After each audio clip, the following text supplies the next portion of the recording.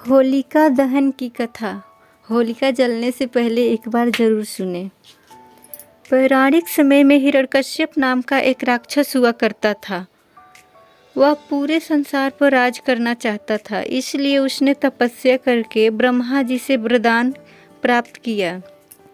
वरदान में ब्रह्मा जी ने उसे अजर अमर रहने का वरदान दिया था, जिसके बाद से वह अपने आप को ईश्वर के समान मानने लगा था और अपनी प्रजा को ईश्वर की जगह अपनी पूजा करने के लिए कहता था। उसके डर के मारे उसकी प्रजा उसकी पूजा भी करने लगी थी। लेकिन हिरण्यकश्यप का पुत्र, जिसका नाम प्रहलाद था, वह हमेशा भगवान विष्णु की पूजा करता था, जो कि वह इस राक्षस का पुत्र था। हिरण्यकश्यप को जब इस बात का पता लगा तो वह बहुत क्रोधित हुआ, क्योंकि वह भगवान विष्णु का घोर विरोधी था। उसे पता था जब भगवान विष्णु की पूजा इस संसार में होती रहेगी, तब तक इसको कोई भी भगवान का दर्जा नहीं देगा। उसने प्रहलाद से भगवान विष्णु की पूजा बंद करने के लिए कहा, लेकिन प्रहलाद ने अपने पिता की एक नहीं सुनी और विष्णु भक्ति में और ज़्यादा लीन होने लगा। इस कारण हिरण्यकश्यप बहुत ज़्यादा क्रोधित हो गया। प्रहलाद विष्णु भगवान की उपासना आराधना करना नहीं छोड़ रहे थे।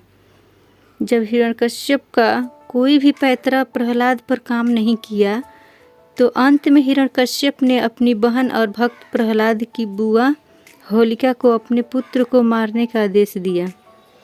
हिरण्यकश्यप की बहन होलिका को ईश्वर से वरदान प्राप्त था कि अग्नि उसका कुछ भी नहीं बिगाड़ सकती, अर्थात वह अग्नि में जल नहीं सकती।